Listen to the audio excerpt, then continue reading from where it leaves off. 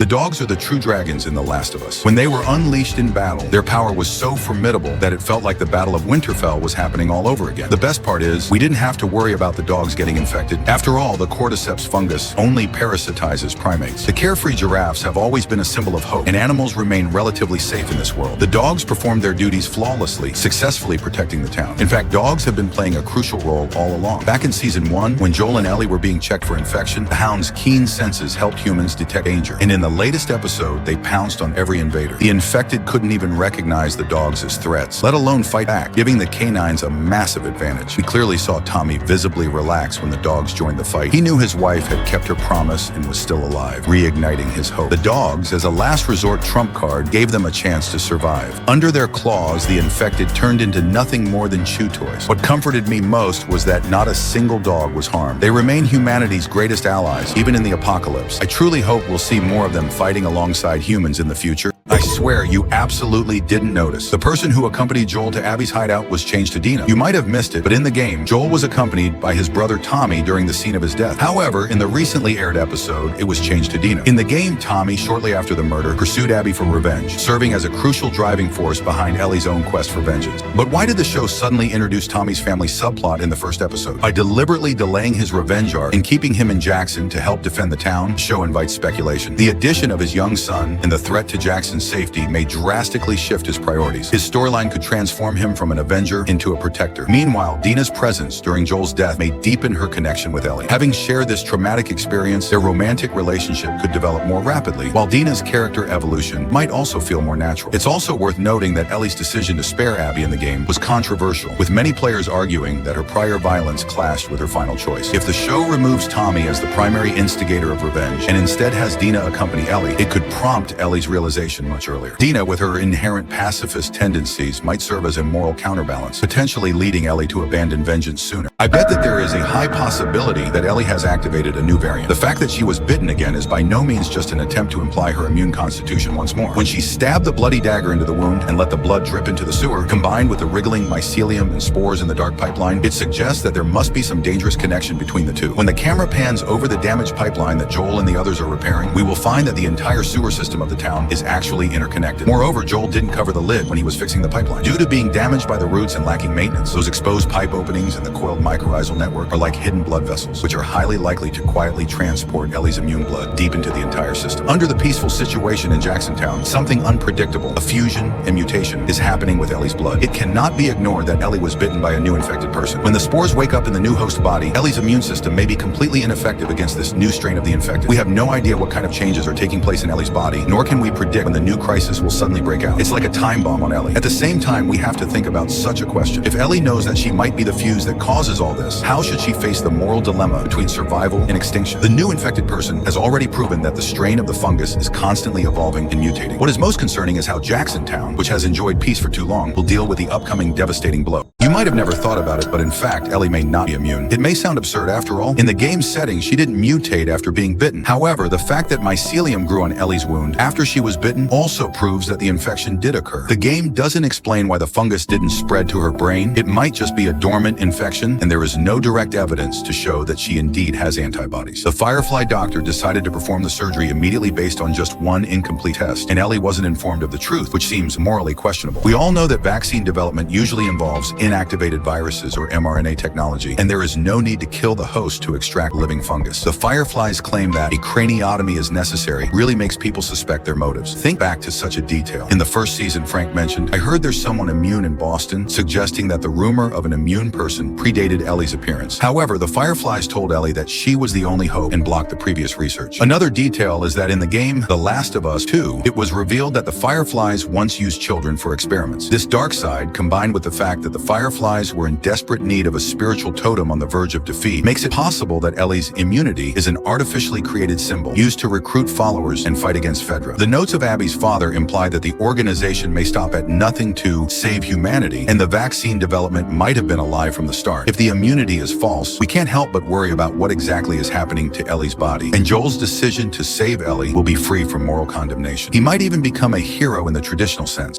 Why doesn't Ellie know the truth about the hospital incident in the show? Game players all know that Ellie learned from the tapes how Joel killed Firefly members to save her, leading to their estrangement. However, in the show, this is only hinted at through their conversations and Ellie's solemn expression when seeing the Firefly symbol, keeping her understanding of Joel's actions at the hospital deliberately ambiguous. Consider this. If Ellie had clearly known Joel slaughtered the Fireflies to save her, her revenge might have been clouded by moral conflict. But by fighting solely for Joel's death, her rage and vengeance become more direct and uncompromising. Another clever narrative choice is how the writers intentionally had Dina drugged unconscious, ensuring Ellie remains in a state of one-sided hatred during her revenge mission in Seattle, where the truth would be drowned out by emotion. Most notably, the show plants earlier seeds for the eventual abandonment of revenge. Both 19-year-old Abby, who endured the pain of losing her father, and 19-year-old Ellie, who lost Joel in this episode, are mirror images. Had Ellie known earlier that Abby's father was the Firefly doctor, she might have recognized their fundamental similarity sooner. But by delaying the revelation of truth, her empathy only erupts at the final moment, when she has Abby underwater and sees her emaciated frame protecting Lev, finally understanding the futility of revenge. This arrangement makes the redemption